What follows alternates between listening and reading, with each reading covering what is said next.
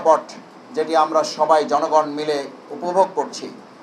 রাজনৈতিক সংস্কৃতিতে সুন্দর একটা পরিবেশ আমরা এখন পাচ্ছি। এই পরিবেশের সাথে সবচেয়ে বড় স্টেক হোল্ডার যারা শহীদ এবং তাদের শহীদের পরিবার, সেই শহীদ পরিবারের সাথে কথা না বলে আমি মনে করি অন্তর্বর্তীকালীন সরকার এবং রাজনৈতিক কোনো দলের সিদ্ধান্ত গ্রহণ করা যথার্থ হবে না।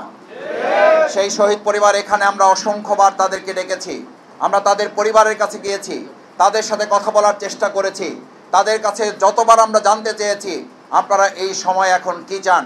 তাদের একটাই বক্তব্য, আগে আমাদের শহীদদের বিচার নিশ্চিত করে তারপর আমরা অন্য কোনো দিকে ধাবিত হতে চাই।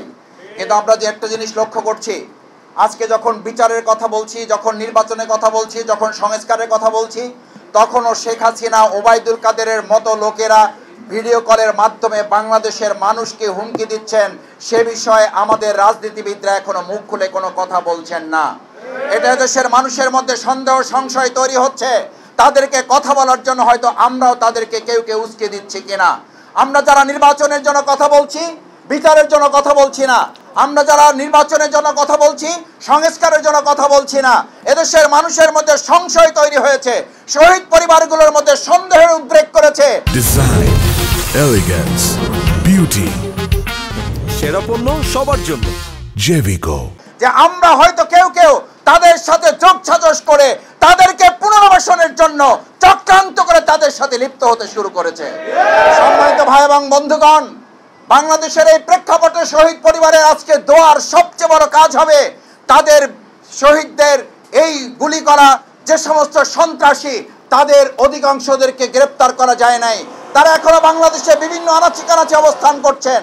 আমি মনে করি তাদেরকে গ্রেপ্তার করা, যাদেরকে গ্রেপ্তার করা হয়েছে এদের মধ্যে প্রায় 250 ইতিমধ্যে জামিন দেওয়া হয়েছে।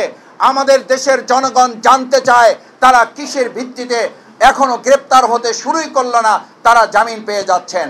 সম্মানিত ভাই এবং বন্ধুগণ, আসুন বিচার, সংস্কার, পিআর পদ্ধতিতে নির্বাচন, স্থানীয় নির্বাচনের মাধ্যমে বর্তমান সরকারের সক্ষমতা, নাগরিক সুবিধা নির্ধারণ করে এবং আগামী দিনে জাতীয় সংসদ নির্বাচনের সুষ্ঠু লেভেল প্লেইং ফিল্ড তৈরি হয়েছে কিনা তার নিশ্চয়তার জন্য স্থানীয় নির্বাচন নিশ্চিত করার পরেই কেবল আমরা চাই জাতীয় সংসদ নির্বাচন অনুষ্ঠান সুষ্ঠুভাবে লেভেল প্লেইং ফিল্ড, যার আমি আমার ভোট যাকে খুশি তাকে দেব, এই পরিবেশ নিশ্চিত হবে তখন যখন আমরা একটা স্থানীয় নির্বাচনের মাধ্যমে এরকম একটা কেস আমরা নির্ধারণ করতে পারবো।